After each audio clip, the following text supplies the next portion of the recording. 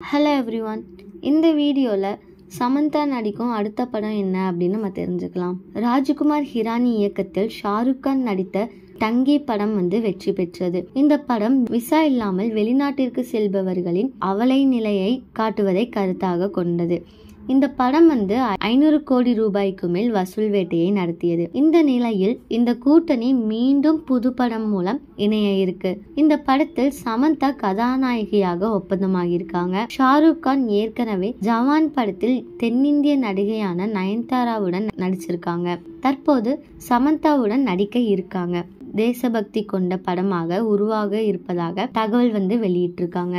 சமந்தா கடைசியாக 2023 குஷி படத்தில் விஜய் தேவர்கொண்டாவிற்கு ஜோடியாக நடிச்சிருந்தாங்க அப்படிங்கிறது குறிப்பிடத்தக்கது.